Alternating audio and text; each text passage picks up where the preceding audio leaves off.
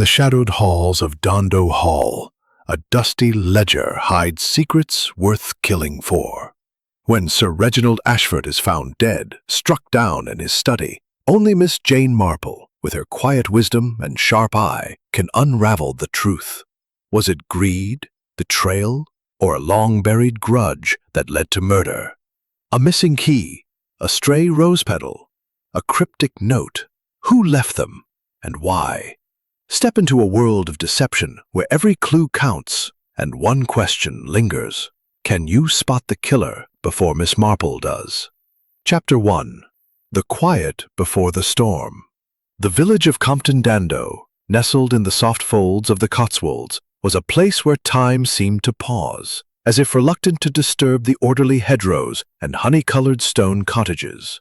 It was late September, and the air carried the crisp promise of autumn, with leaves just beginning to blush gold. At the heart of the village stood Dando Hall, a Georgian manor of understated elegance, its ivy-clad walls and tall chimneys presiding over the landscape like a benevolent dowager. On this particular morning, the hall was abuzz with preparations for a weekend gathering, a reunion of sorts for the Ashford family and their select circle of friends. Yet, beneath the polished veneer of hospitality, there simmered a tension that only someone with the keenest perception could detect. Miss Jane Marple, seated in a cushioned armchair by the drawing-room window of her niece's cottage in nearby St. Mary Mead, was not yet part of this scene. She sipped her tea, her delicate hands cradling the porcelain cup, her blue eyes drifting over the garden where dahlias nodded in the breeze. Her niece, Joan West, had invited her for a brief stay, and it was Joan who first mentioned the gathering at Dando Hall. "They're an odd lot, the Ashfords," Joan remarked, setting down a plate of scones. "Raymond heard it from Dr. Haydock, who knows the family doctor up at Compton Dando. Apparently, old Sir Reginald Ashford is hosting this weekend to settle some family business, wills, inheritances, that sort of thing. But there's bad blood, you know. Sibling rivalries, old grudges, and then there's that ledger everyone's whispering about." Miss Marple's eyes twinkled with mild curiosity, though her expression remained serene. "A ledger, you say? How intriguing. In my experience, Joan, ledgers are rarely just about numbers. They often hold secrets that people would rather keep buried." Joan laughed, brushing flour from her apron. "Oh, Aunt Jane, you do make everything sound like a mystery. It's probably just accounts for the estate." "Perhaps," Miss Marple said softly, her gaze returning to the garden. "But I have found that where there is money, there is motive, and where there is motive, there is often mischief." It was not until the following afternoon that Miss Marple found herself drawn into the orbit of Dando Hall. Dr. Haydock, a friend of long standing, had been called to the manor to attend to Sir Reginald, who had suffered a mild fainting spell during the morning's discussions. Knowing Miss Marple's penchant for observation, and perhaps sensing the undercurrents at the hall, he suggested she accompany him, framing it as a pleasant outing for an autumn day. Miss Marple, with her usual modesty, agreed, packing her knitting into a small tapestry bag. The drive to Compton Dando was short, and the hall loomed into view as they rounded a bend in the lane. Its windows gleamed in the sunlight, but Miss Marple noted the slight disrepair of the east wing, a cracked pane here, a sagging shutter there, suggesting that the Ashford fortune was not what it once was. They were greeted at the door by Mrs. Clara Ashford, Sir Reginald's sister-in-law, a woman of about 50 with sharp features and an air of practiced graciousness. "So kind of you to come, Dr. Haydock," Clara said, her voice smooth but her eyes darting nervously. "And Miss Marple, is it? How charming! Do come in. Sir Reginald is resting, but the others are in the drawing-room." The drawing-room was a study in contrasts, opulent yet faded, with heavy velvet curtains and a grand piano that bore the patina of neglect. The gathered company was a small but varied circle, each member introduced with a polite nod. There was Edward Ashford, Sir Reginald's eldest son, a handsome man in his early 40s, whose charming smile did not quite reach his calculating eyes. His wife, Lillian, was a fragile beauty, her delicate hands twisting a lace handkerchief as she spoke in soft, hesitant tones. Margaret Ashford, Sir Reginald's daughter, was a striking woman of 30, her dark hair pulled back severely, her manner brusque and impatient. Beside her sat her fiancé, Captain Lawrence Reed, a retired naval officer with a weathered face and a tendency to fidget with his cufflinks. Lastly, there was Mr. Victor Crane, Sir Reginald's solicitor, a wiry man with spectacles perched precariously on his nose, clutching a leather briefcase as if it were a lifeline. Miss Marple settled into a corner chair, her knitting needles clicking softly, her presence almost overlooked by the others. She listened as Dr. Haydock inquired after Sir Reginald's health, noting Clara's quick assurance that it was nothing serious, merely fatigue. The conversation turned to the weekend's purpose, the reading of Sir Reginald's revised will, prompted by the discovery of an old family ledger that had caused much consternation. "It's nonsense, of course," Edward said, leaning back in his chair with an air of nonchalance. "Father's always been sentimental about that ledger. Says it's a record of family history, but it's just a dusty old book." Margaret's eyes flashed. "It's more than that, Edward, and you know it. Father's been cagey about it ever since it was found in the attic last month. There's something in it he doesn't want us to see. Perhaps it's—" "The truth about the Ashford fortune," Captain Reed said, his tone light but his eyes watchful, "or lack thereof." Clara's smile tightened. "Let's not speculate, Lawrence. It's unbecoming. Mr. Crane will clarify everything tomorrow when Sir Reginald is feeling better." Miss Marple's needles paused for a fraction of a second as she noted the glances exchanged. Edward's smirk, Lillian's flinch, Margaret's scowl, and Crane's sudden interest in his briefcase.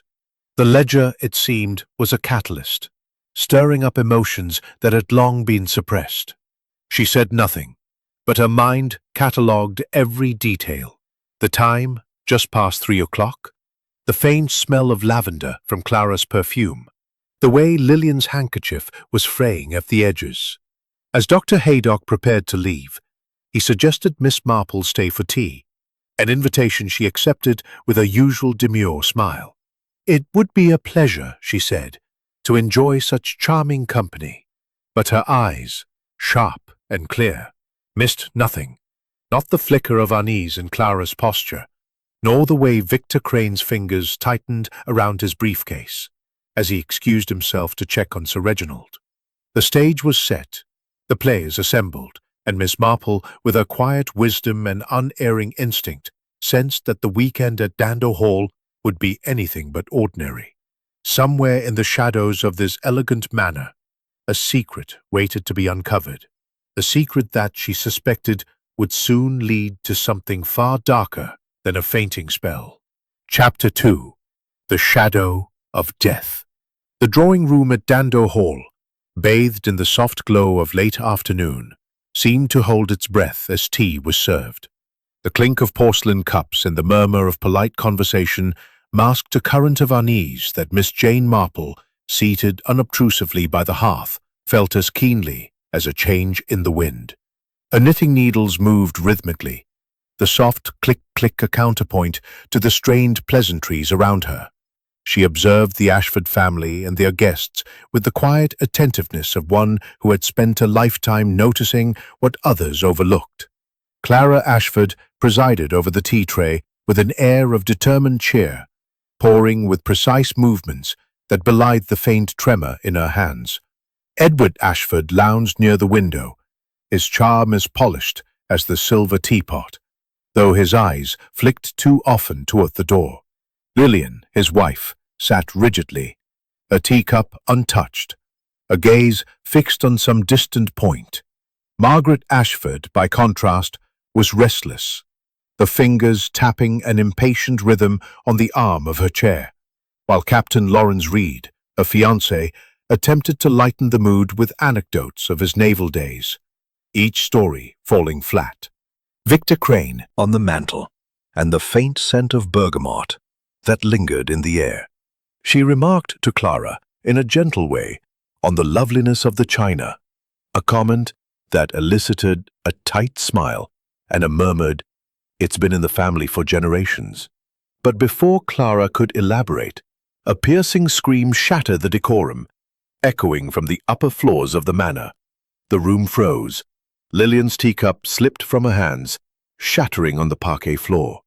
Edward sprang to his feet, his nonchalance replaced by a sudden pallor.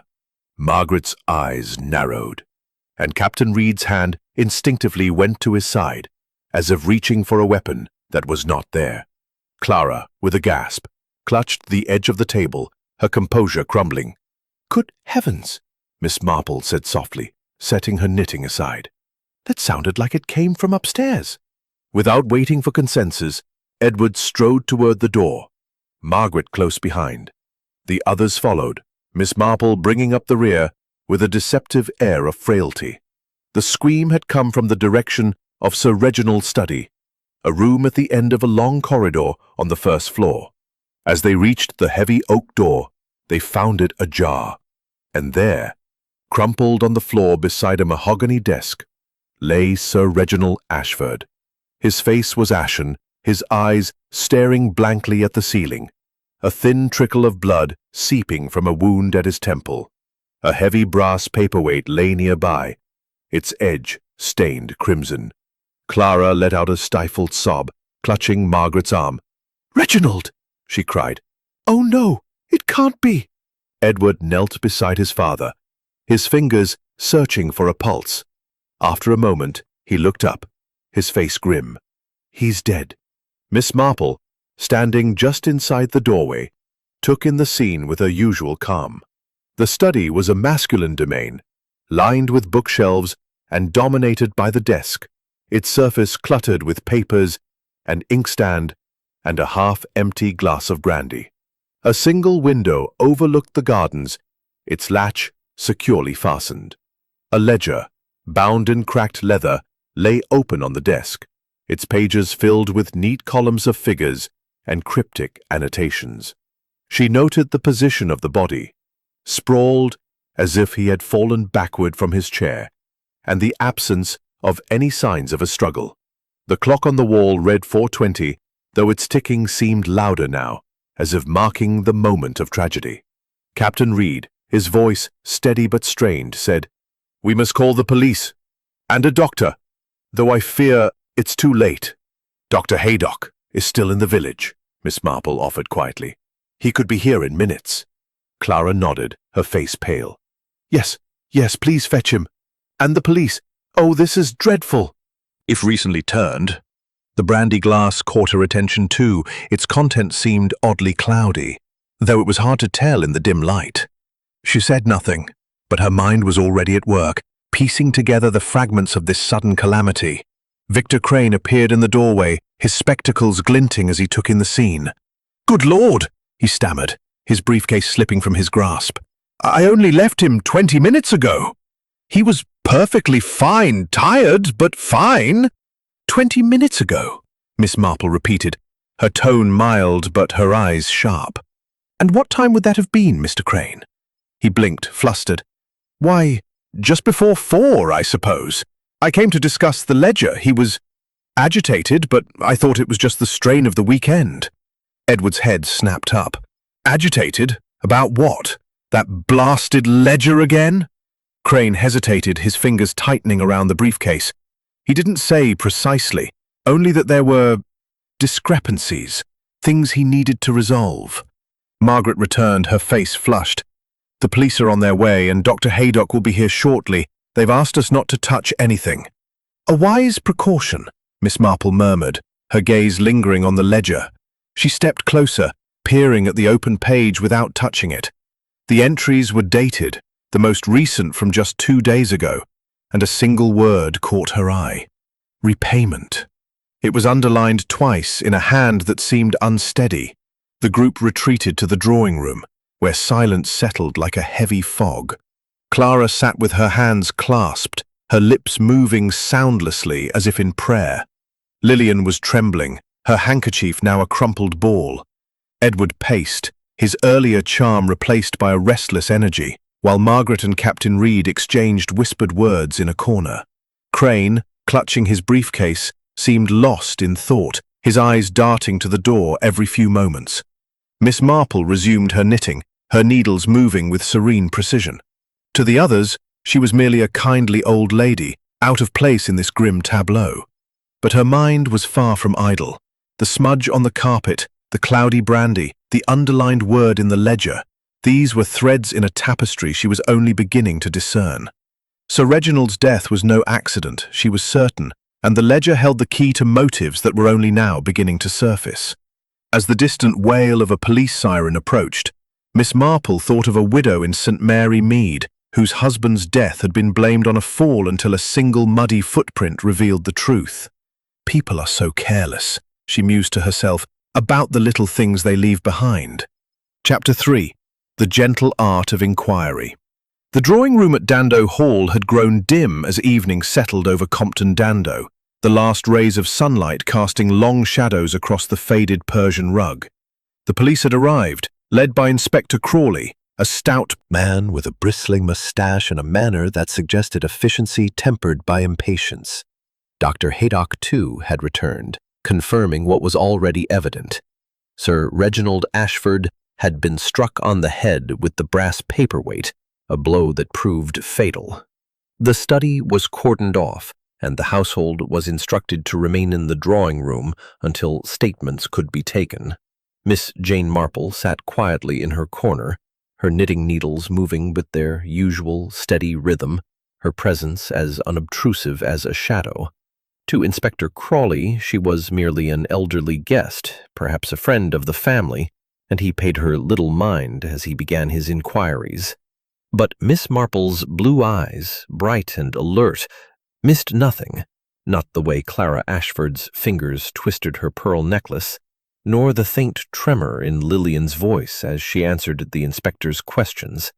The air was thick with unspoken fears, and Miss Marple sensed that the truth lay not in what was said, but in what was carefully omitted. Inspector Crawley began with Clara, who sat ramrod straight, her face pale but composed. "Mrs. Ashford, you were the last to see Sir Reginald before Mr. Crane, is that correct?" Clara nodded, her voice steady. "Yes, Inspector. I brought him a cup of tea at 3:30. He was in his study going over that ledger. He seemed tired, but quite himself." "And you noticed nothing unusual?" Crawley pressed, his pencil poised over his notebook. "Nothing at all," Clara replied, though her eyes flicked briefly toward Edward, who was leaning against the mantel with an air of studied indifference. Miss Marple's needles paused for a fraction of a second.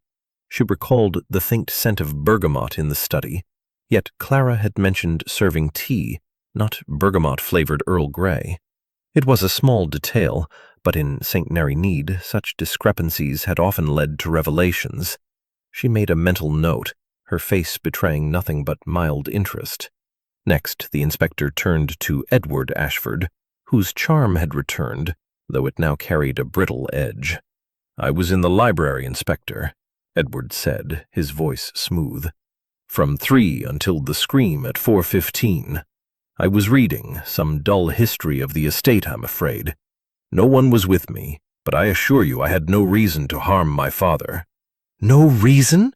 Margaret interjected, her tone sharp. "You've been hounding Father about money for months, Edward. Don't pretend you weren't desperate for your share of the estate." Edward's smile tightened. "Really, Margaret, this is hardly the time for your accusations.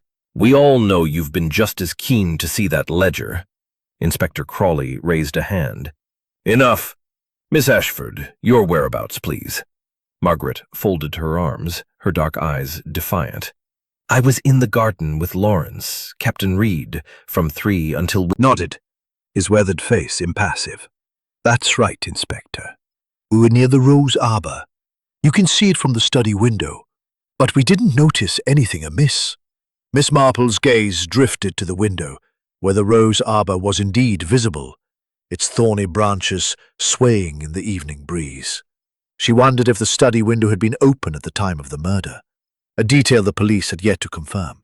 Her mind flickered to a case in St. Mary Mead, where a gardener's alibi had unraveled because of a rose petal found where it shouldn't have been.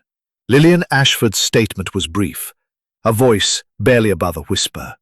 "I was in my room, resting. I often get headaches in the afternoon. I didn't come down until tea was served at 4.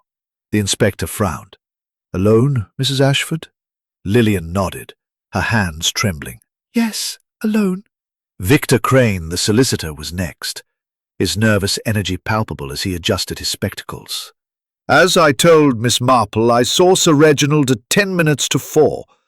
We discussed the ledger briefly. He was concerned about certain entries. I left him at 4 o'clock and went to the library to fetch some papers. I was there until the scream." Miss Marple noted the precision of Crane's timeline, delivered with the certainty of a man accustomed to accuracy. Yet his fingers clutched his briefcase as if it were a shield, and she wondered what papers he deemed so urgent at such a moment. Inspector Crawley scribbled in his notebook, then turned to Miss Marple, almost as an afterthought. "And you, ma'am? I understand you're a guest here?" "Oh, merely a visitor, Inspector," Miss Marple said, her voice soft and deferential. "I arrived with Dr. Haydock this afternoon, just after 3. I was in the drawing-room for tea when we heard the scream. Such a dreadful shock." Crawley nodded, dismissing her with a curt, "Very well." He had no reason to suspect the elderly lady with her knitting and her gentle smile, but Miss Marple was content to be underestimated. It allowed her to observe unhindered, and already her mind was cataloguing details: the smudge of dirt in the study, the cloudy brandy glass, the underlined word repayment in the ledger, and now the curious discrepancy about the tea. As the inspector concluded his initial inquiries, he announced that the household was to remain at Dando Hall, pending further investigation. "No one leaves," he said firmly, "and no one enters the study. We'll have more questions tomorrow." The group dispersed reluctantly, Clara murmuring about arranging dinner, though no one seemed to have an appetite. Miss Marple lingered, her eyes catching a small detail on the drawing-room table. A single rose petal, pink and slightly wilted, lying near the tea tray. It was out of place among the— She resumed her knitting. Miss Marple thought of a young woman in St. Mary Mead who'd once lied about her whereabouts because of a secret rendezvous. People are so predictable, she mused to herself, in their attempts to hide the truth. The ledger, she suspected, was at the heart of this tragedy, but it was the human weaknesses, greed, fear, love, that would lead her to the killer. For now, she would listen, watch, and wait, her little grey cells already at work on the puzzle of Dando Hall. Chapter 4. The Art of Listening.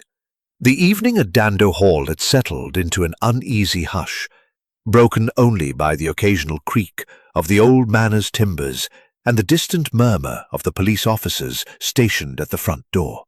Dinner had been a strained affair, with sparse conversation and plates left largely untouched. Miss Jane Marple, seated at the far end of the dining table, had declined the heavy courses, opting instead for a cup of tea and a slice of buttered toast. Her delicate appetite went unnoticed, as did her keen observation of the company, each member of which seemed to carry a private burden. After dinner, the household retired to the drawing-room, where a fire had been lit to ward off the autumn chill.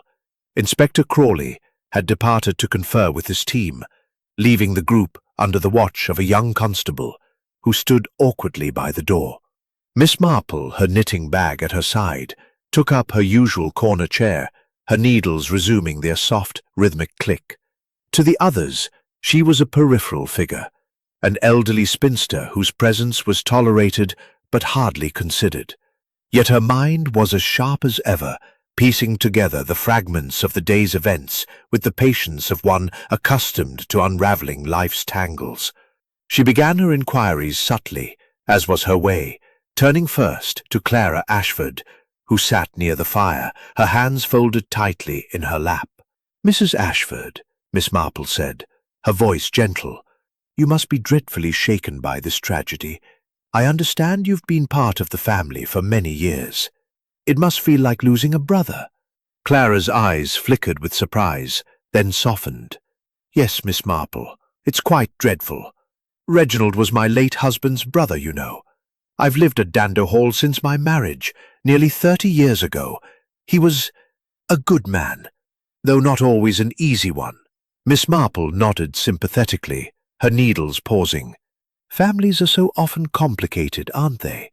I recall a dear friend in St. Mary Mead whose brother kept a ledger of his own, full of little loans and promises. It caused such a stir when it came to light." Clara's lips tightened, and she glanced toward the door. Yes, well, Reginald's ledger was much the same.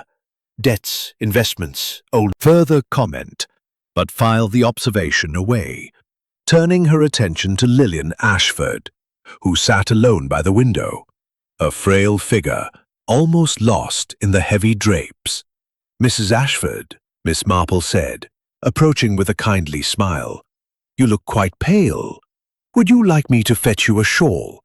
These old houses can be so draughty." Lillian started, her eyes wide. "Oh, no thank you, Miss Marple. I'm quite all right, just shaken, as you can imagine." "Of course," Miss Marple said, settling beside her. "It must be so difficult, being in your room when such a thing happened. You didn't hear anything, I suppose? A cry, perhaps, or footsteps?"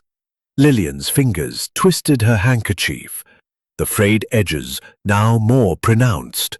"No, nothing. My room is at the far end of the corridor, you see. I was resting. I often do, in the afternoons."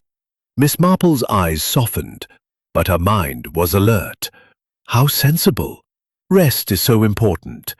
"I noticed your lovely handkerchief. Such fine lace. It reminds me of one my niece Joan has, though hers is always getting caught on things. You must be very careful with yours." Lillian's hand stilled, and she tucked the handkerchief into her sleeve. "Yes, I try to be," she murmured, her voice barely audible.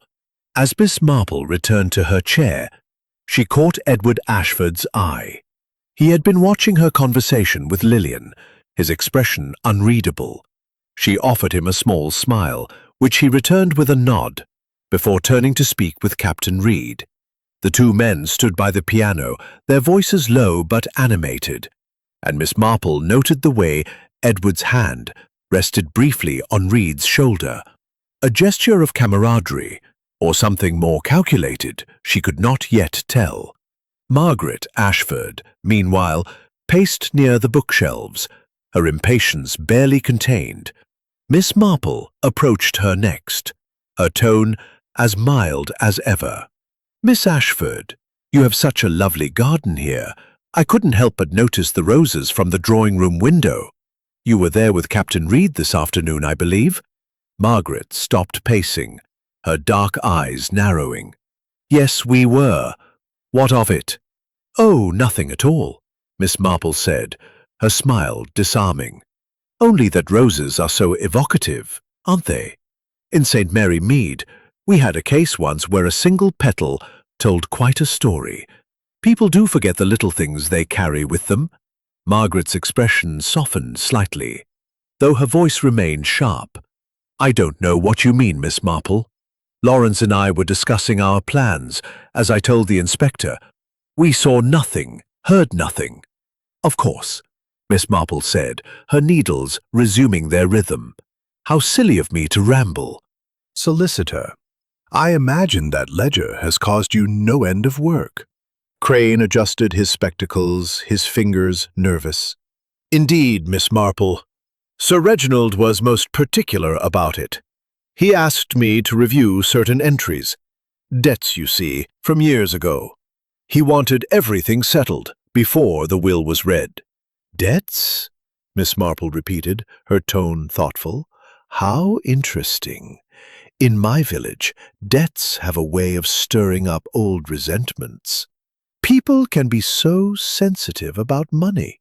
Crane nodded, his eyes darting to the others. "Quite so, but I assure you my role was purely professional."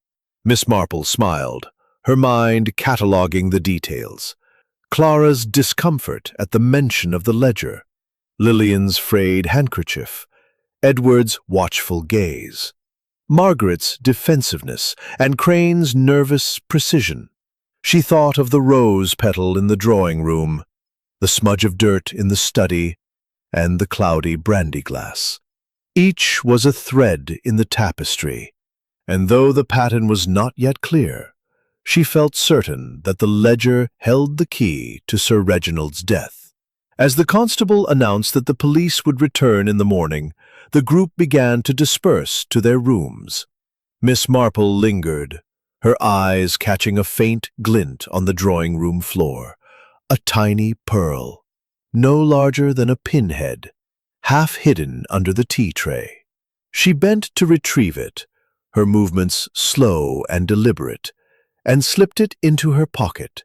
It reminded her of a case in St. Mary Mead, where a lost pearl had led to a confession of theft and something far darker. "People are so careless," she murmured to herself.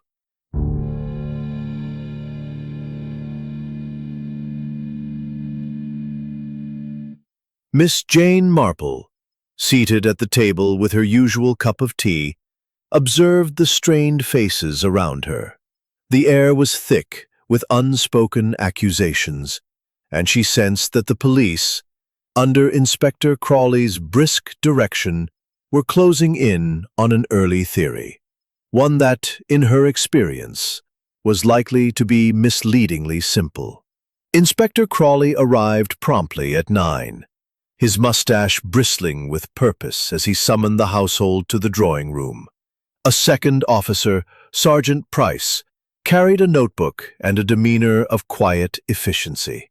The study remained sealed, but Crawley had news to share, and his tone suggested he was eager to assert control. "We've made progress," Crawley announced, his eyes sweeping the room. "The coroner's preliminary report confirms Sir Reginald died between 3 uncovered something else." He paused for effect, his gaze settling on Edward Ashford. "A witness from the village, a groundskeeper, saw you, Mr. Ashford, near the study window at approximately 3:45. Edward's charming facade faltered, his face paling. "That's absurd! I told you I was in the library reading. Whoever this groundskeeper is, he's mistaken." The groundskeeper, a weathered man named Tompkins, was ushered in, his cap twisted nervously in his hands. "I'm sure of it, sir," he said, glancing apologetically at Edward. "I was pruning the hedges by the east wing, saw Mr. Edward standing by the study window looking in. It was just after the church clock struck 4:45. A murmur rippled through the room. Clara's hand flew to her mouth. Lillian's eyes widened, and Margaret's lips curled in a faint, triumphant smirk. Captain Reed placed a steadying hand on Edward's shoulder, but his expression was unreadable. Victor Crane clutched his briefcase, his spectacles glinting as he avoided Edward's gaze.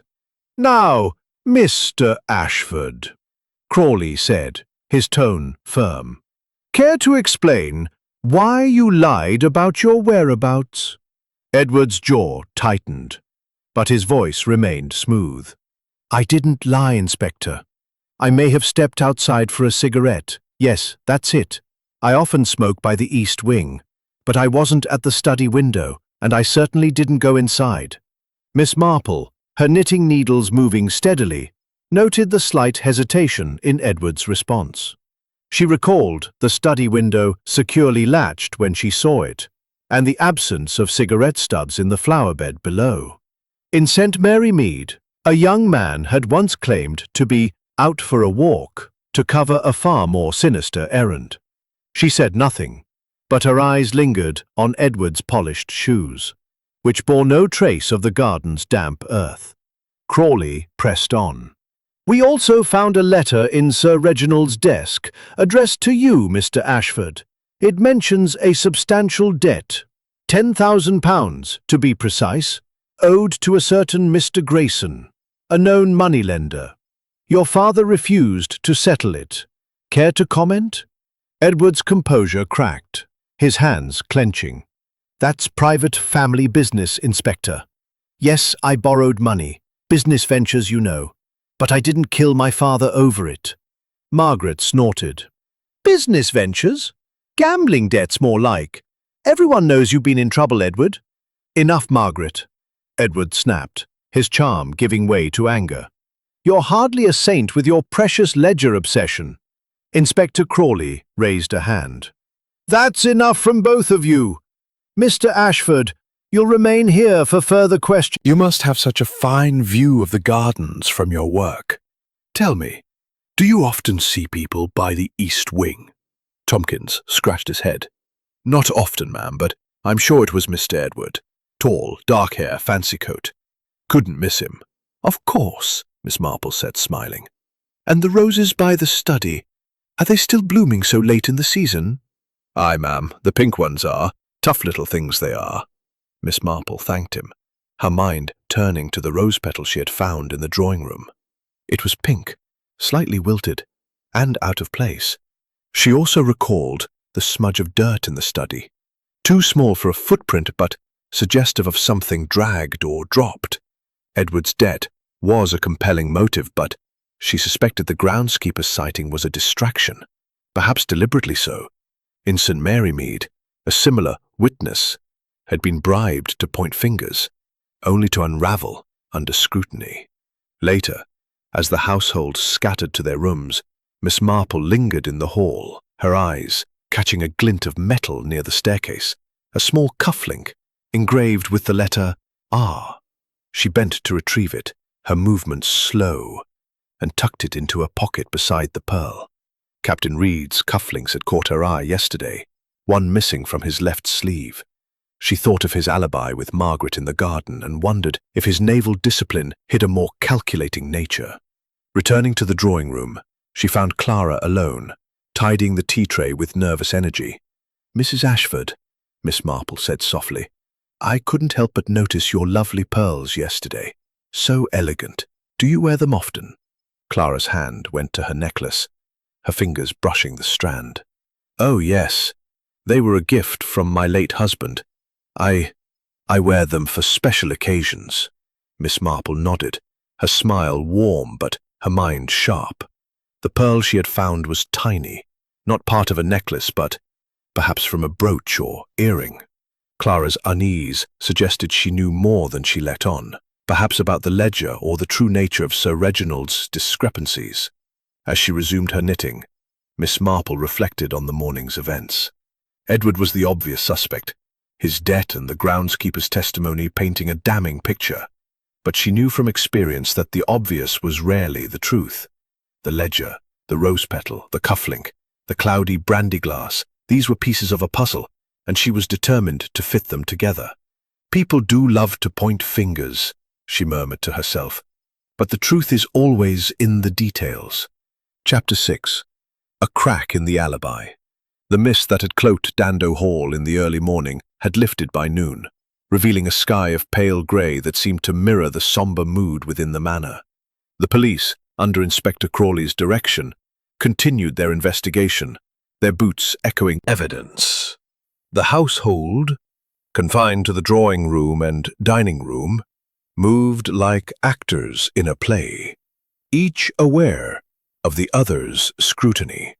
Miss Jane Marple, seated by a window with her knitting, appeared to be merely passing the time, but her sharp eyes missed nothing, and her mind was busy with the threads of the mystery.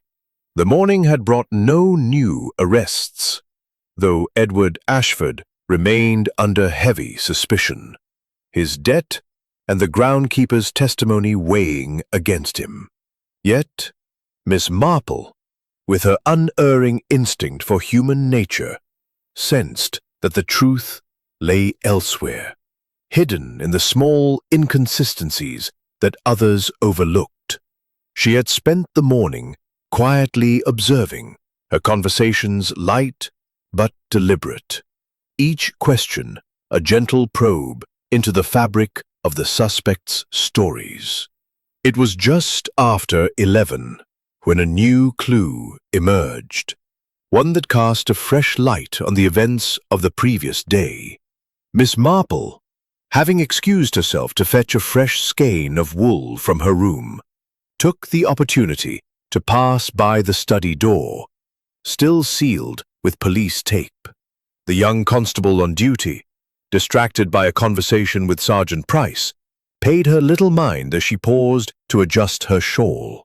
Her eyes, however, were drawn to a small brass key, lying half-hidden beneath a hall table, its surface tarnished, but its shape unmistakable. It was the kind of key that might fit a desk drawer or a small lockbox, and its presence in the hall, so close to the study, struck her as significant. She bent to retrieve it, her movements slow and unobtrusive, and slipped it into her pocket alongside the pearl and the cufflink. As she returned to the drawing room, her mind turned to the ledger on Sir Reginald's desk, its pages open to an entry marked repayment. She wondered if the key might unlock a drawer containing documents that would clarify the ledger's secrets, or perhaps something more incriminating. Back in the drawing room, the atmosphere was tense. Inspector Crawley had returned, his notebook open, and was questioning Captain Lawrence Reed about his movements in the garden. "You and Miss Ashford claim you were together the entire time," Crawley said, his tone skeptical. "Yet no one saw you from the house. Can anyone confirm your story?" Reed's weathered face remained calm, though his fingers fidgeted with his remaining cufflink. "As I said, Inspector, we were by the rose arbor. It's secluded, out of sight." A voice as gentle as ever. "Captain Reed, you must know the garden so well, being engaged to Miss Ashford. I noticed the pink roses by the arbor. Quite lovely, though I imagine they shed petals easily this time of year." Reed's smile was tight. "They do, Miss Marple. The wind scatters them everywhere." "Indeed," she said, her eyes twinkling. "Though it's curious how a petal found its way into the drawing room yesterday.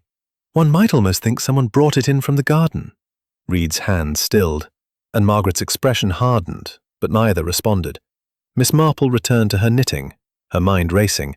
The petal suggested someone had been in the garden, but the cufflink engraved with an R hinted at Reed's presence elsewhere, perhaps closer to the study. And now the key, so carelessly discarded, suggested a hurried act, one that might connect to the ledger's cryptic entries. Her thoughts were interrupted by a sudden outburst from Lillian Ashford, who had been silent until now. "This is unbearable!" she cried, her voice breaking as she rose from her chair. "All these questions, all this suspicion, it's too much! Edward didn't do it, I know he didn't!" Edward, who had been pacing by the fireplace, turned sharply. "Lillian, please, calm yourself. You're not helping." Inspector Crawley's eyes narrowed. "Mrs. Ashford, if you know something, now's the time to say it." Lillian's hands trembled, her frayed handkerchief clutched tightly. I just know Edward wouldn't hurt his father. He loved him, despite everything." Miss Marple watched closely, noting the desperation in Lillian's voice and the way Edward's expression softened, almost guiltily, as he looked at his wife. She recalled the cloudy brandy glass in the study and wondered if Lillian's headaches were more than they seemed. In St. Mary Mead, a young wife had once hidden her husband's crimes out of misplaced loyalty, and Miss Marple sensed a similar dynamic here. As Crawley continued his questions, Miss Marple approached Victor Crane, who sat alone, his briefcase on his lap. "Mr. Crane," she said, her tone conversational, "you mentioned Sir Reginald was concerned about the ledger's entries. Were they financial, or perhaps something more personal?" Crane adjusted his spectacles, his voice cautious. "Financial, mostly. Old debts, investments gone wrong. But Sir Reginald was secretive. He hinted at something personal, a family matter he didn't want aired."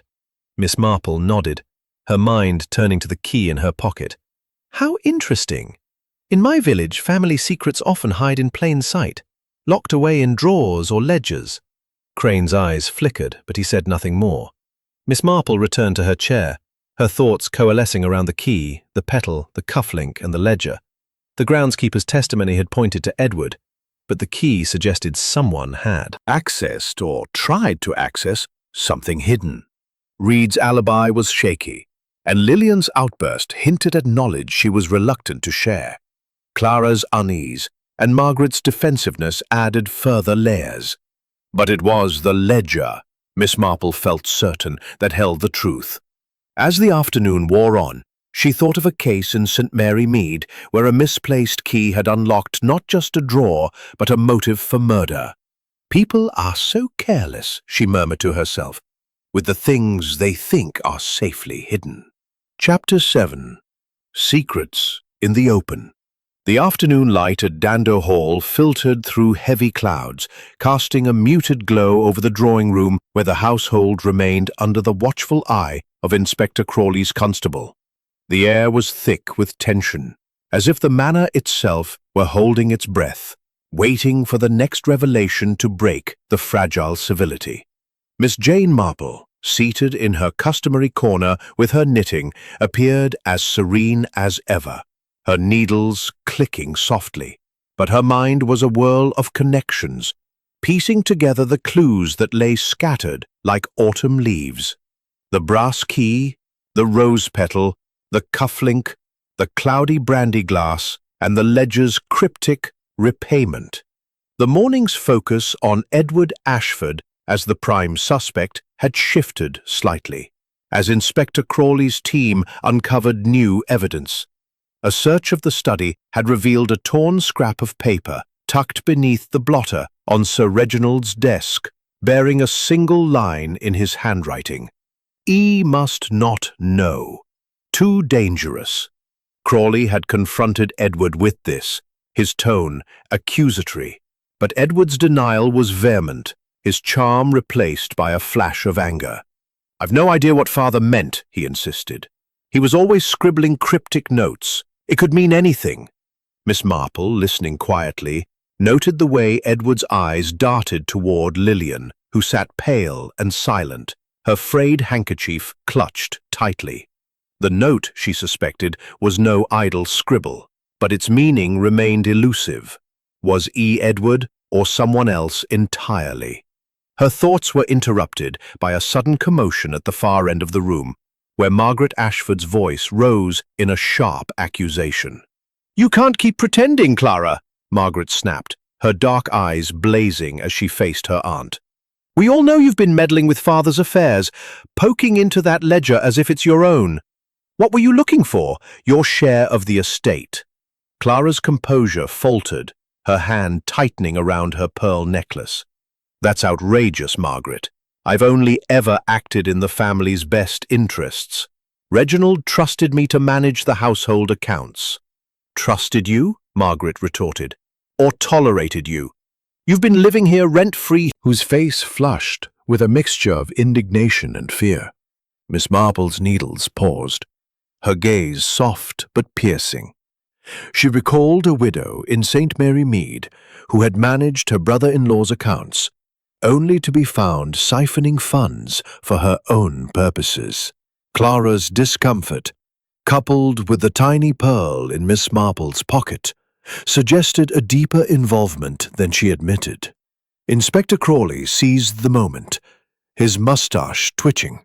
"Mrs. Ashford, if you have information about the ledger, now is the time to share it. Withholding evidence is a serious matter."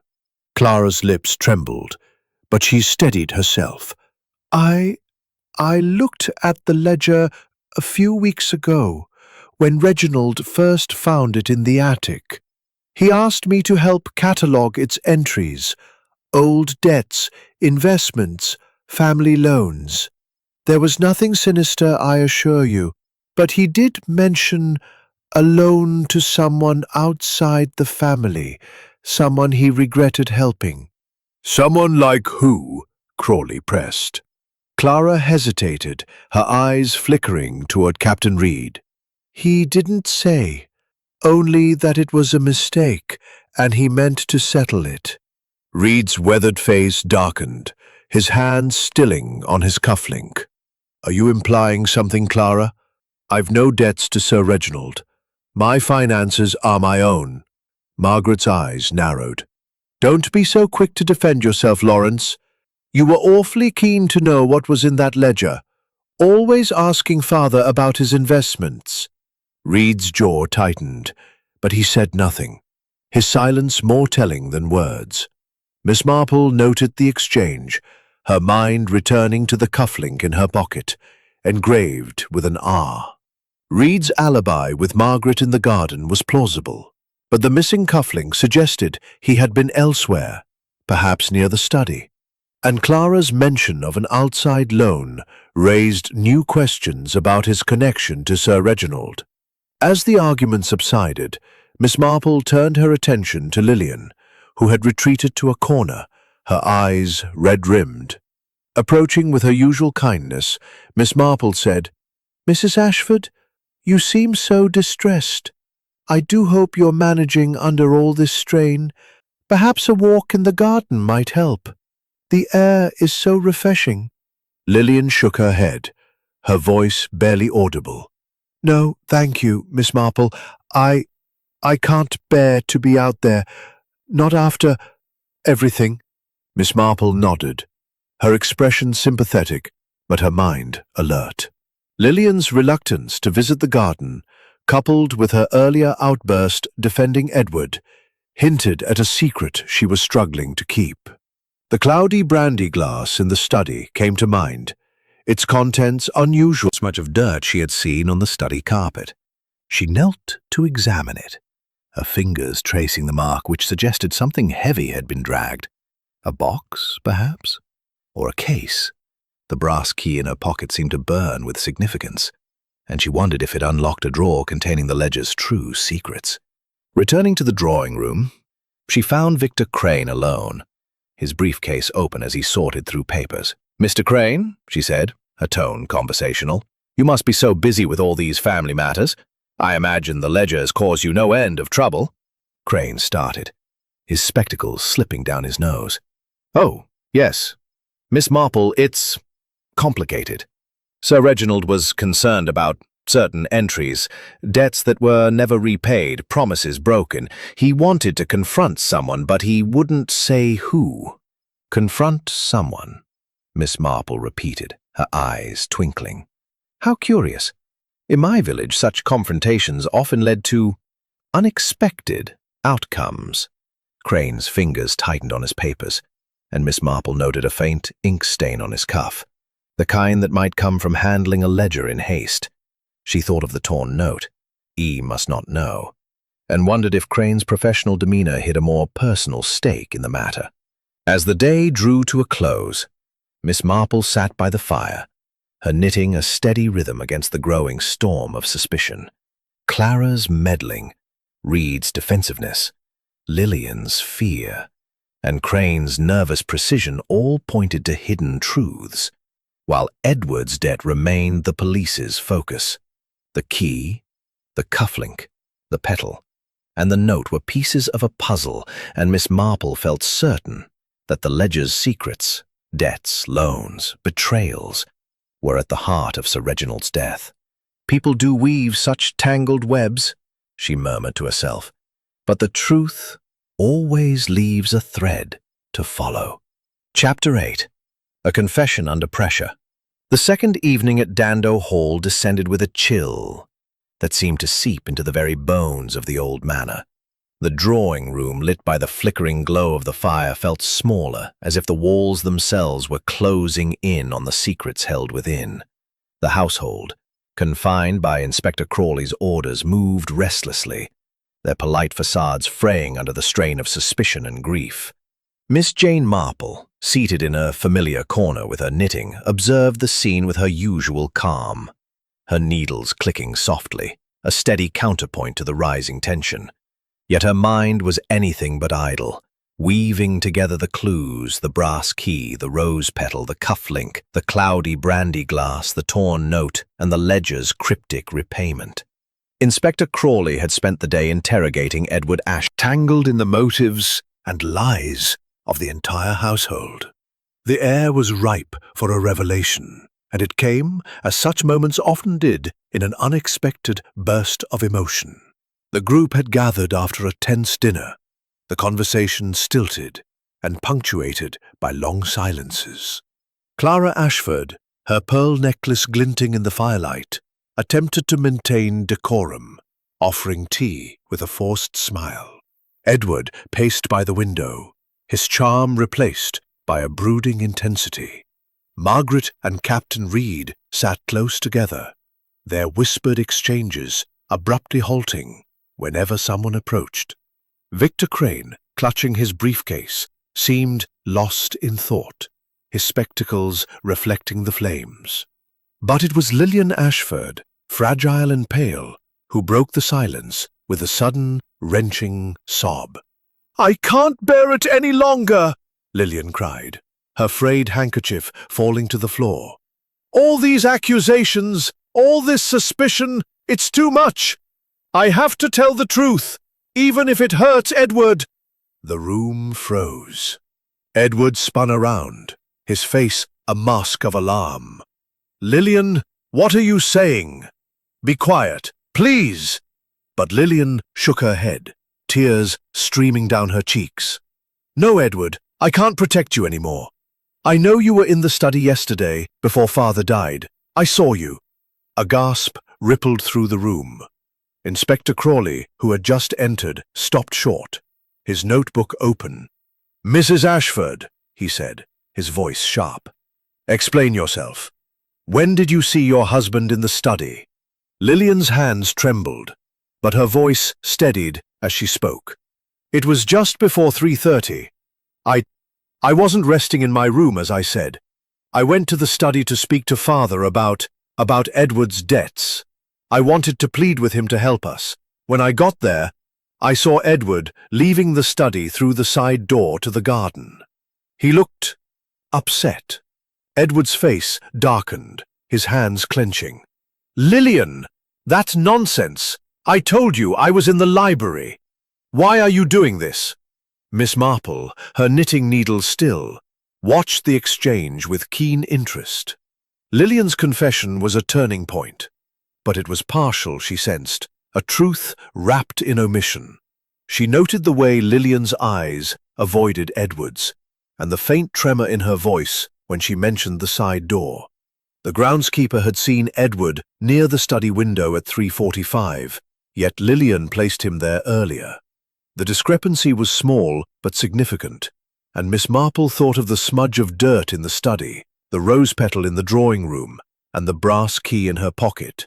Had Edward been in the study twice, or was Lillian's story a fabrication? "Inspector, Lillian's mistaken. She's been ill, you know. Her headaches make her confused. I was in the library, as I said, and then I stepped out for a cigarette." Lillian's sob caught in her throat. "Don't lie, Edward! I saw you! And I heard you arguing with Father. Something about the ledger and money. You were angry!" Margaret's eyes flashed. "Of course he was angry. Edward's been bleeding the estate dry for years. That ledger probably showed just how much he's taken." "Enough, Margaret," Edward snapped, his composure cracking. "You're no saint, always scheming with Reed to get your hands on Father's fortune." Captain Reed rose, his weathered face stern. "Watch your words, Ashford. I've no need for your father's money. My interest is in Margaret, not the estate." Miss Marple's gaze flickered to Reed's wrist, where the single cufflink gleamed. The one in her pocket, engraved with an R, seemed to pulse with significance. She thought of the rose arbor where Reed and Margaret claimed to have been, and the petal that suggested someone had been in the garden, or wanted it to appear so. Clara, her voice trembling, interjected. "This is tearing us apart. Lillian, you must be mistaken. Edward wouldn't. He couldn't." But Miss Marple noted the way Clara's fingers clutched her pearls, one missing from the strand, matching the tiny pearl in her pocket. She recalled Clara's unease when discussing the ledger and wondered if her role as the family's confidant hid a deeper involvement. Victor Crane, silent until now, cleared his throat. "Inspector, if I may, the ledger did mention Edward's debts, but there were other entries, loans to others. Sir Reginald was upset about several matters, not just Edward." Crawley's eyes narrowed. "And you didn't think to mention this earlier, Mr. Crane?" Crane adjusted his spectacles, his fingers stained with ink. I didn't want to cause more discord, but there was a loan to someone outside the family, as Mrs. Ashford mentioned. Sir Reginald was determined to resolve it." Miss Marple's needles resumed their rhythm, her mind racing. Lillian's confession had shifted the focus back to Edward, but it also exposed cracks in the alibis of others. The side door to the garden, the timing of Lillian's sighting, and the ledger's mention of an outside loan all pointed to a web of deception. She thought of a case in St. Mary Mead, where a wife's tearful confession had protected her husband only to reveal her own guilt. Was Lillian shielding Edward? Or was her outburst a calculated move? As the group dispersed under Crawley's orders to remain in the manor, Miss Marple lingered, her eyes catching a faint smudge of ink on the drawing-room table, near where Crane had been sorting papers. It was fresh, unlike the dust-covered surfaces elsewhere, and it matched the stain on Crane. The key, the cufflink, and the pearl, each a piece of the puzzle that was slowly taking shape. People do cling to their secrets, she murmured to herself, but they always leave a trace. Chapter 9. The trap is set. The third morning at Dando Hall broke with a tentative sun piercing the heavy clouds, casting pale light through the drawing-room windows. The household, weary from sleepless nights and relentless suspicion, moved with the lethargy of those trapped in a storm not yet past. This Jane Marple, seated by the hearth with her knitting, appeared as serene as ever, her needles clicking in a rhythm that belied the sharpness of her mind. The clues she had gathered, the brass key, the rose petal, the cufflink, the cloudy brandy glass, the torn note, and the ink smudge, were threads in a tapestry she was beginning to weave, and she sensed the time was ripe to apply gentle pressure to the fraying fabric of the suspect's stories. Inspector Crawley, his moustache bristling with frustration, had made little progress beyond Edward Ashford's damning debt, and Lillian's tearful confession. The groundskeeper's testimony and the note, "He must not know," kept Edward in the spotlight. But Miss Marple, with her quiet certainty, knew the truth was more intricate. The ledger, with its cryptic repayment, held secrets that touched every member of the household, and she resolved to bring them together to stir the pot of their concealed motives. As the household gathered for luncheon, Miss Marple seized her moment. The dining room, with its long oak table and sombre portraits, was an ideal stage. She waited until the meal was nearly over, the clink of cutlery fading into uneasy silence, before speaking in her gentle, disarming tone. "It's so curious, isn't it?" she said, addressing no one in particular, "how a single object can change the course of a tragedy. In my village, St. Mary Mead, a lost key once unlocked a secret that no one expected. I wonder if Sir Reginald's desk holds such a key, perhaps to a drawer with papers that explain that mysterious ledger." The effect was immediate, though subtle. Clara Ashford's hand froze on a water glass, a faint clink betraying her tremor. Edward's fork paused mid-air, his eyes narrowing. Margaret's lips tightened, and Captain Reed's fingers brushed his wrist where the missing cufflink would have been. Victor Crane, clutching his briefcase, adjusted his spectacles with a nervous twitch. Lillian, pale and trembling, stared at her plate, her frayed handkerchief clutched in her lap. Inspector Crawley, seated at the table's head, looked up sharply. "A key, Miss Marple? Have you seen such a thing?" "Oh, no, Inspector," she said, her smile apologetic. "Merely a thought. But desks often have locked drawers." Words hung in the air, and she watched the reactions with her keen, unassuming gaze. Clara's flush deepened, her fingers twisting her pearl necklace, one bead still missing. Edward's charm faltered, his gaze darting to Lillian, who seemed on the verge of another outburst. Margaret whispered something to Reed, whose jaw tightened, his hand clenching into a fist. Crane's ink-stained fingers tapped his briefcase, a rhythm that matched the ticking of the dining room clock. Crawley, sensing an opportunity, leaned forward. "If anyone knows about a key or locked drawer, speak now. Withholding evidence won't help your case." The silence stretched, taut as a bowstring. Then, to everyone's surprise, Captain Reed spoke, his voice steady but strained.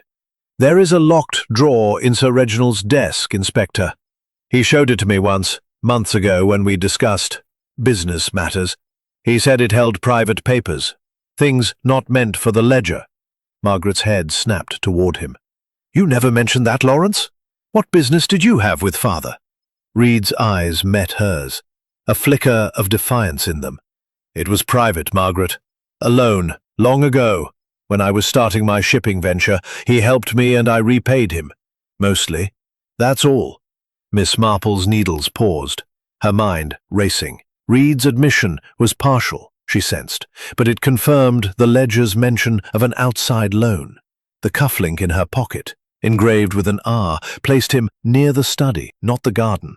She thought of the rose petal, perhaps deliberately placed to support his alibi with Margaret, and the brass key, which might unlock the drawer he had just revealed. Crawley's eyes gleamed. "A loan, you say? And did Sir Reginald mention this drawer recently? Perhaps in connection with the ledger?" Reed hesitated, his fingers brushing his wrist. "No, not recently. He was satisfied with my repayments."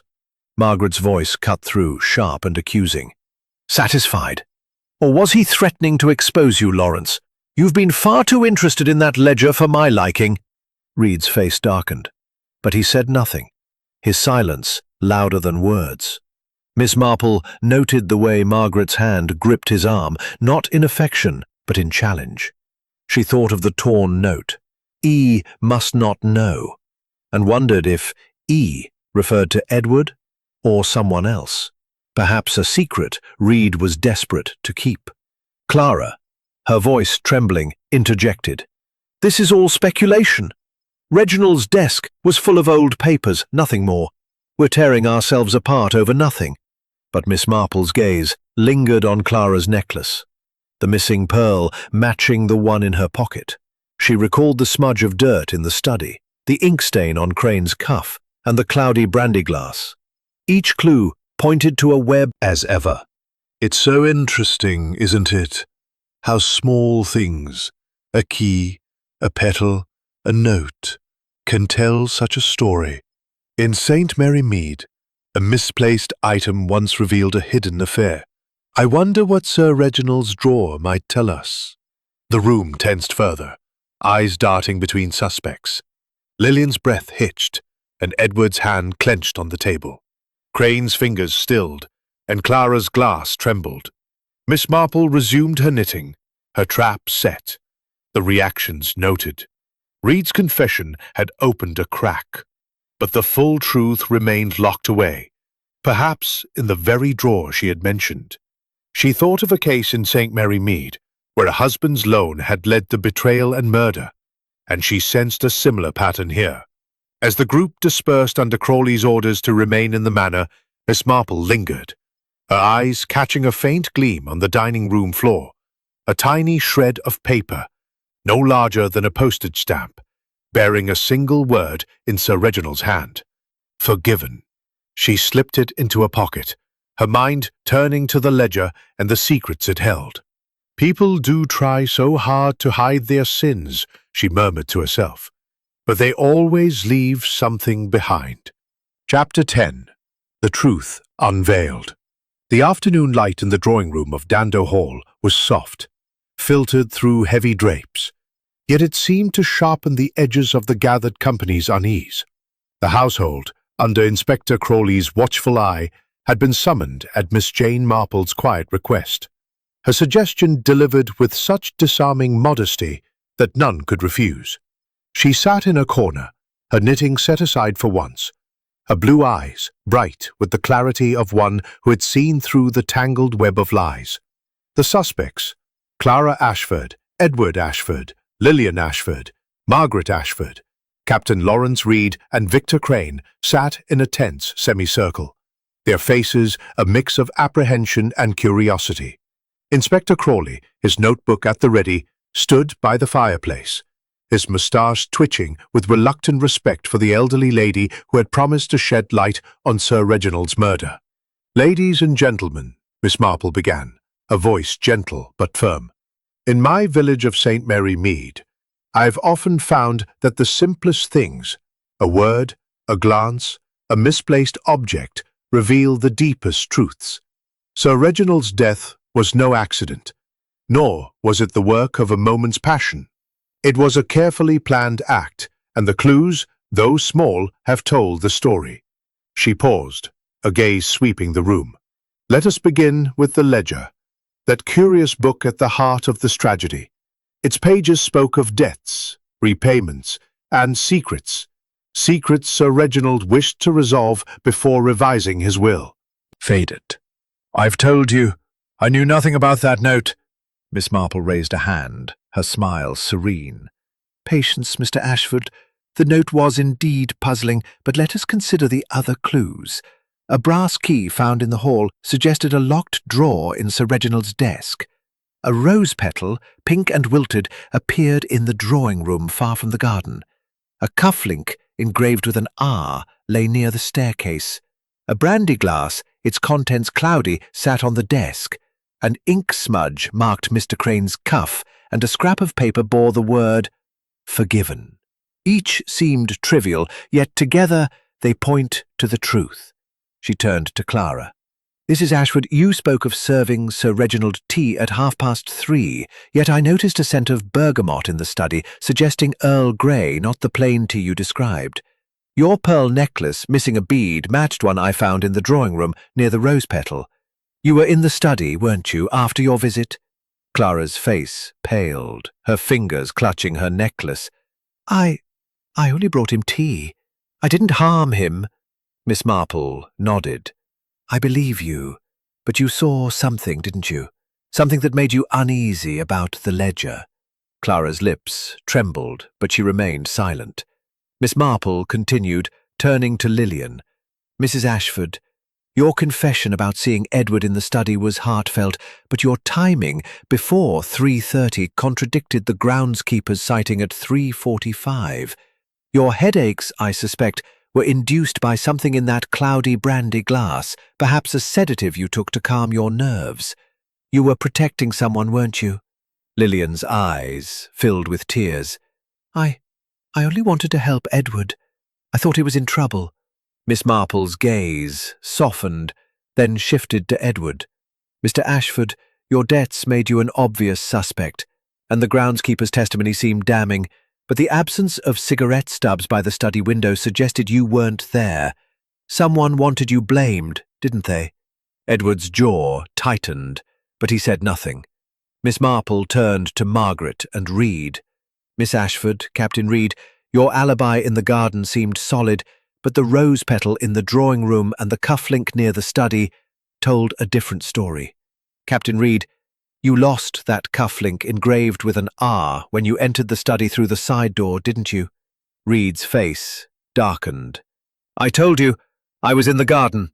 Miss Marple shook her head, gently. "The petal was a clever touch, suggesting you'd been in the garden, but it was placed deliberately. And you, Mr. Crane," she said, turning to the solicitor, "your ink-stained cuff and the fresh smudge in the drawing room suggest you handled the ledger recently, perhaps in haste. You knew its secrets, didn't you?" Miss Marple's eyes twinkled. "Indeed, but the ledger's secrets were not just financial, they were personal, tied to a loan to Captain Reed, who had not fully repaid it. Sir Reginald, I believe, intended to forgive that debt, as the scrap of paper marked 'Forgiven' suggests. But someone else had other plans." She paused, letting the silence build. "The murderer was in the study at 4:00, after Clara's visit and before the scream at 4:15. The brass key unlocked a drawer containing a letter detailing a scandal that would ruin one person here. That person drugged Sir Reginald's brandy with a sedative, ensuring he was drowsy, then struck him with a paperweight, wiping it clean. The smudge of dirt and the scratch on the baseboard suggest a box was moved, perhaps to hide the letter." All eyes turned to Reed, whose hand clenched. "This is preposterous. I've repaid my loan." Miss Marple's voice remained calm. "Not you, Captain Reed, though your cufflink placed you in the study, perhaps retrieving the letter. No, the murderer is someone who feared exposure above all else, someone who knew the ledger's secrets and could not risk them coming to light." She turned to Victor Crane. Mr. Crane, the ledger revealed not just debts, but a fraud. You had been siphoning funds from Sir Reginald's accounts for years, recorded as loans to fictitious parties. Sir Reginald discovered this, didn't he? The note, "E must not know," referred not to Edward, but to exposure. You entered the study at 4, drugged the brandy, and struck him when he confronted you. The ink smudge on your cuff came from forging entries to cover your tracks, and the key was dropped in your haste to lock the drawer. Crane's face went ashen, his spectacles slipping. "This is absurd. I'm a solicitor, not a murderer." Miss Marple's smile was serene. In St. Mary Mead, a trusted clerk once betrayed his employer, and the smallest clue, an ink stain, revealed him. You tried to frame Edward, but the key, the smudge and the letter betrayed you. Crane lunged from his chair, but Crawley's officers were swift, restraining him. The room erupted in gasps, Lillian sobbing, Edward stunned, and Margaret clinging to Reed. Clara's hand fell from her necklace, relief mingling with horror. "The ledger," Miss Marple said softly, "told the story. But it was the human heart, greed, fear, betrayal, that wrote it." Chapter 11. The Quiet Departure. The drawing secrets, fraudulent loans, siphoned funds, and a desperate bid to avoid exposure had unraveled the mystery of Sir Reginald Ashford's murder, but the wounds it left in the household would take far longer to heal. Miss Marple sat in her corner, her knitting resumed. The soft click of her needles, a gentle rhythm against the heavy silence. Inspector Crawley, his mustache no longer bristling with frustration, approached her with a grudging nod. "Miss Marple," he said, his tone a mix of admiration and bemusement, "I don't know how you did it, but you've saved us weeks of work. That key, the ink smudge, the note. You saw what we missed." Miss Marple's blue eyes twinkled, her smile modest. "Oh, Inspector, I merely noticed the little things. In my village, St. Mary Mead, people are much the same as they are here. They hide their sins, but they always leave a trace, a petal, a cufflink, a word. Human nature is so very predictable, you see." Crawley frowned, his notebook still in hand. "But how did you know it was Crane? The groundskeeper's testimony pointed to Edward, and Mrs. Ashford's confession seemed to seal it."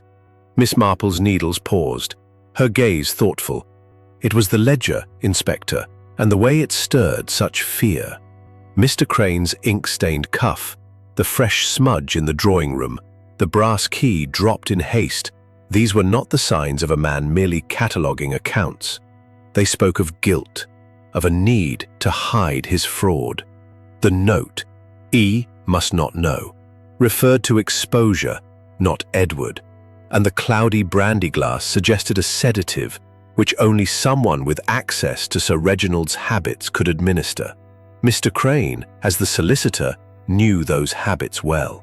She turned to the household, her voice gentle but clear. "You all had your secrets, didn't you? Mrs. Ashford, Clara, you looked at the ledger, fearing it might reveal your own financial indiscretions. Your missing pearl betrayed your presence in the study. Mrs. Ashford, Lillian, your love for Edward led you to lie, to protect him, though your headaches were worsened by the very sedative Crane used. Miss Ashford, Captain Reed, your alibi in the garden was a fabrication, supported by a rose petal placed to mislead, but the cufflink told the truth of your visit to the study. And Mr. Ashford, Edward, your debts made you a convenient scapegoat, but your innocence was clear in the absence of evidence." Clara's hand fell from her necklace, her face pale. Lillian clung to Edward, her tears silent now. Margaret and Reed sat close, their defiance softened by the weight of truth. Edward, his charm slowly returning, managed a nod. "Thank you, Miss Marple. I don't know how we'd have managed without you." Miss Marple's smile was kind. The truth has a way of coming to light. She rose, folding her knitting into her tapestry bag. I think, Inspector, my work here is done. Dr. Haydock will be expecting me back in St. Mary Mead, and my niece Joan will worry if I'm delayed. Crawley hesitated, then offered a rare smile. You're welcome to stay, Miss Marple. We could use your insight. Oh, no, she said, her eyes twinkling. I'm just an old lady who notices things. Besides, the roses in my garden need tending, and I find they teach me just as much about human nature as any murder.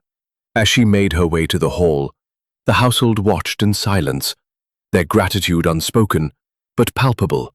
Clara murmured a quiet, "Thank you," and Lillian's eyes followed her with something like awe. Miss Marple paused at the door, her gaze catching the rose arbor through the window, its pink petals scattered by the wind.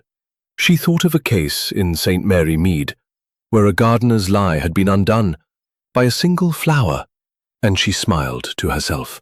People do make such a fuss, she murmured, over the things they think no one will notice.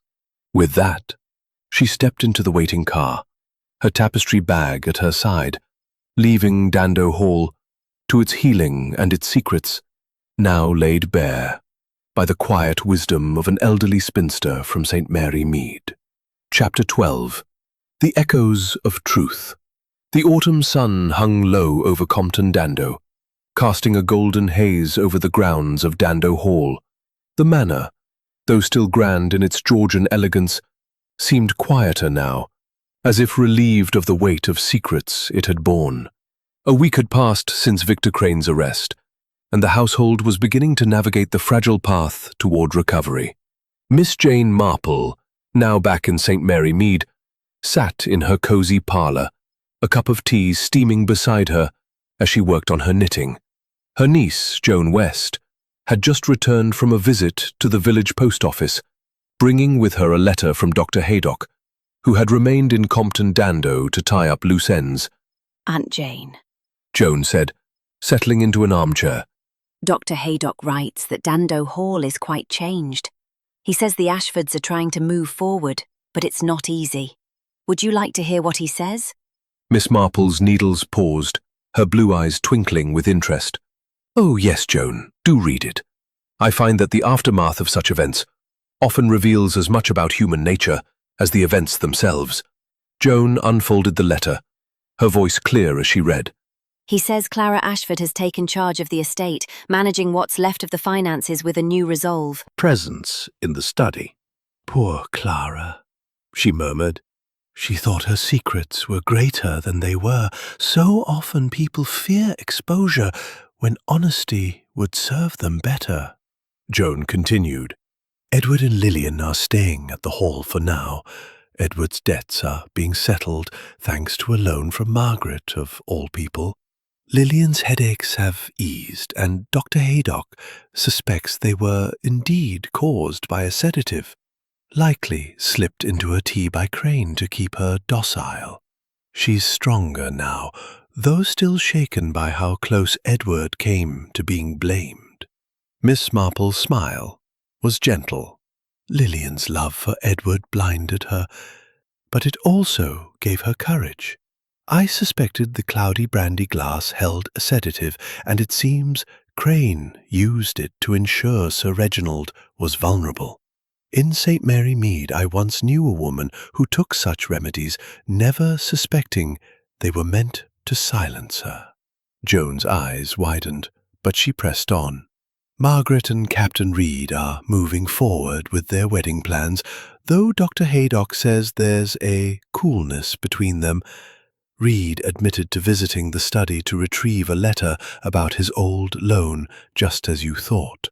He was afraid Sir Reginald would expose his financial troubles, but he swears he didn't kill him.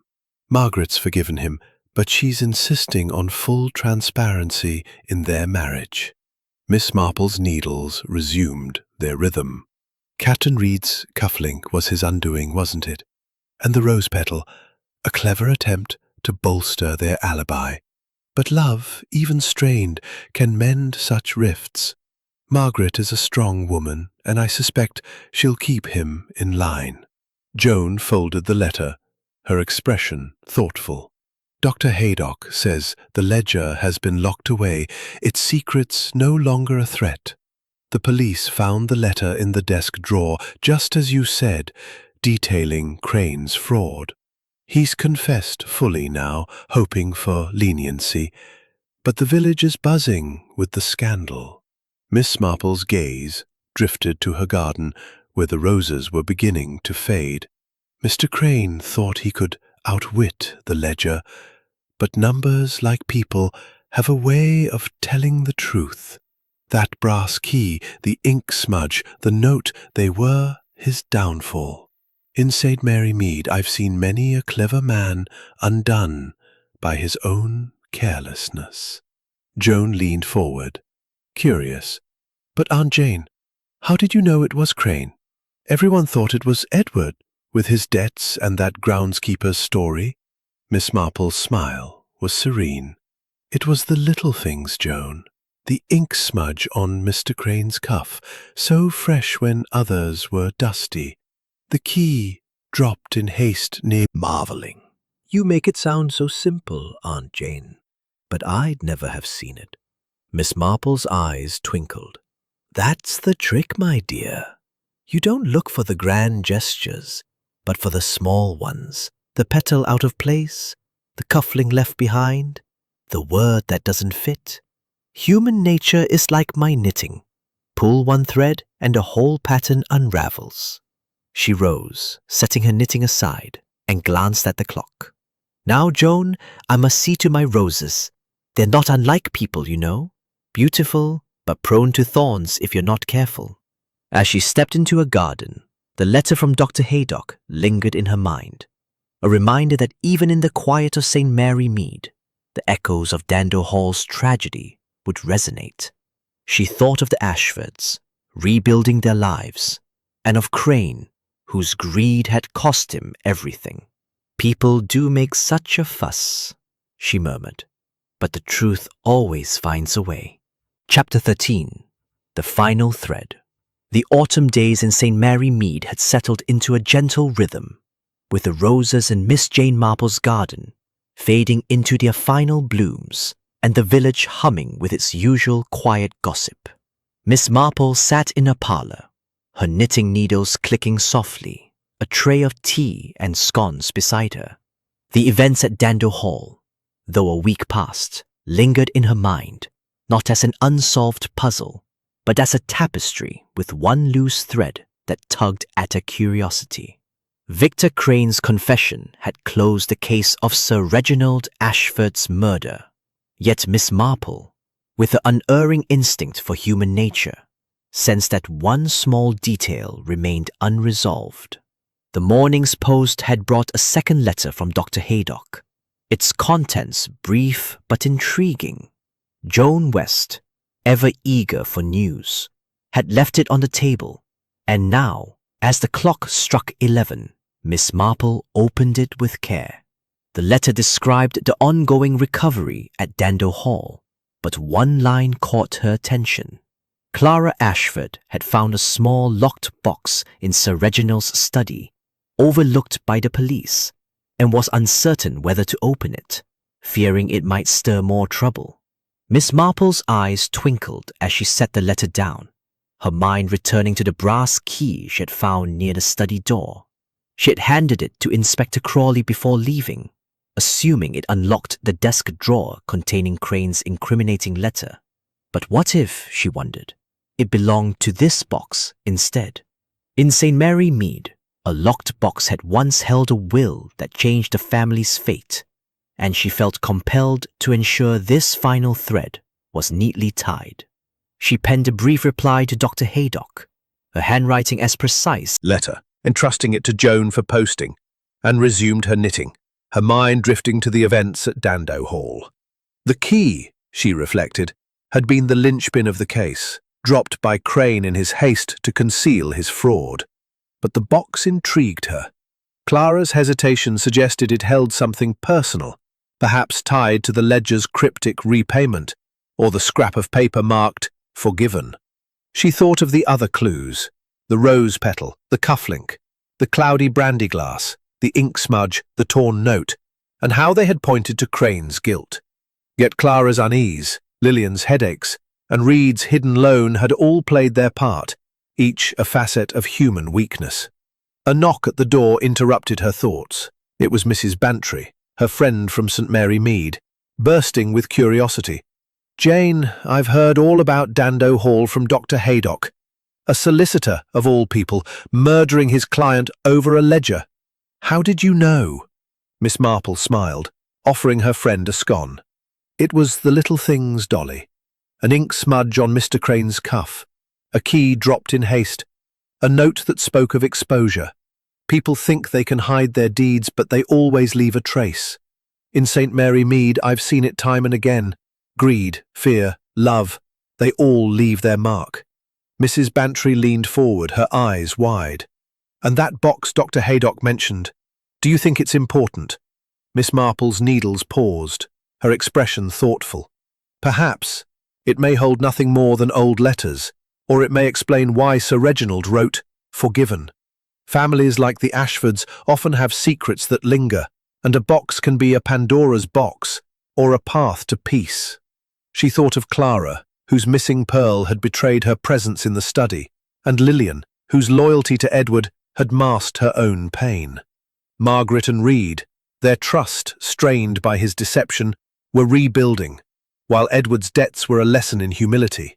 The ledger had exposed their flaws, but it was Crane's greed that had turned it deadly. As Mrs. Bantry chattered on, Miss Marple's gaze drifted to her garden, where a single pink rose clung to its stem, defiant against the autumn chill. She thought of the rose petal in the drawing room, a false clue meant to mislead, and smiled. "People do try so hard to cover their tracks," she murmured, "but the smallest things betray them." Later that week, a final note arrived from Dr. Haydock. The key had indeed fit the box, revealing a bundle of letters from Sir Reginald's youth, written to a woman he had loved but never married. One letter mentioned a loan, forgiven long ago, tying to the ledger's repayment. Clara, relieved, had shared the letters with the family, bringing a quiet closure to their grief. Miss Marple, reading the note, felt a sense of satisfaction. The box had held no new crime, only a glimpse. Resuming its rhythm. "The truth," she said softly to herself, "is like a rose. It blooms when you least expect it." Chapter 14. A Visitor from Dando Hall.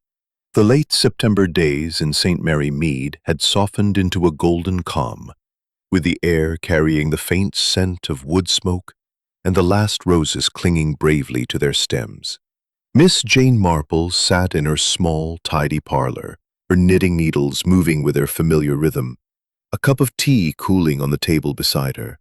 The events at Dando Hall, now nearly 2 weeks past, had settled into the quiet corners of her mind, though the case lingered like the echo of a bell. The resolution of Sir Reginald Ashford's murder, the exposure of Victor Crane's fraud, and the discovery of the locked box's letters had brought closure to the Ashford family. Yet Miss Marple knew that human hearts often needed time to mend. It was a crisp afternoon, just past 3 o'clock, when a knock at the door startled her from her thoughts. Joan West, bustling in from the kitchen, announced a visitor. Lillian Ashford, pale but composed, her frail beauty softened by a newfound resolve. Miss Marple rose, her smile warm, and invited Lillian to sit, noting the absence of the frayed handkerchief that had once been her constant companion.